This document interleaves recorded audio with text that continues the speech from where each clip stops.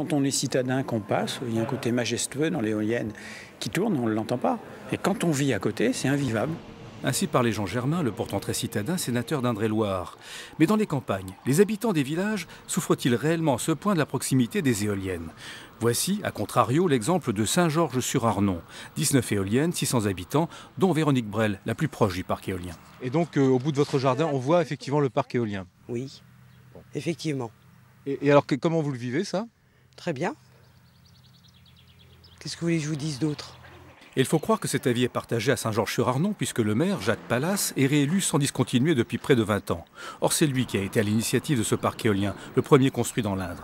En voici les retombées économiques, d'abord pour les propriétaires des terres. Pour les agriculteurs, donc c'est un chiffre qui est national, qui est applicable à l'ensemble des propriétaires de pieds d'éoliennes. Ils ont à peu près 5 600 € par an. Et pour les collectivités locales? Le chiffre exact, c'est 10 000 € par mégawatt, c'est-à-dire le département, l'intercommunalité et les communes. Donc 4 000 € pour la commune de Saint-Georges. Ça me fait 140 000 € de recettes fiscales tous les ans. Une manne qui a permis de baisser la taxe foncière sans réduire les ambitions d'un plan communal, global, environnemental. Avec des audits énergétiques pour les particuliers, avec la construction d'une médiathèque isolée par des écomatériaux, avec un mur végétalisé notamment, et équipé d'un récupérateur d'eau de pluie. L'eau, c'est l'autre priorité en effet. 3 réseaux d'assainissement ont été construits afin de rejeter une eau propre dans l'Arnon. La rivière elle-même a été réhabilitée en recréant des frayères à poissons et en permettant à ces poissons et aux sédiments de ne plus être bloqués par des barrages. La commune veut aller plus loin. Nous avons un projet de 11 éoliennes supplémentaires au milieu des 2 lignes qu'il y a derrière moi. Vous les voyez, les 2 lignes, eh c'est au milieu, voilà, tout simplement. En fait, c'est une densification à l'intérieur du parc existant.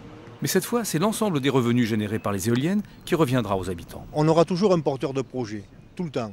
Mais par contre, au niveau de l'exploitation, du fonctionnement et de la gestion, donc des dividendes, des recettes, ça sera donc pour les citoyens du pays. Ça leur apportera quoi? Et c'est bloqué combien de temps? On bloque les 5 premières années et ensuite le rapport se retournerait autour de 5%. Sauf que ce projet ne pourrait pas voir le jour si la loi proposée par le sénateur Germain était définitivement adoptée en doublant la distance obligatoire entre les parcs éoliens et les habitations.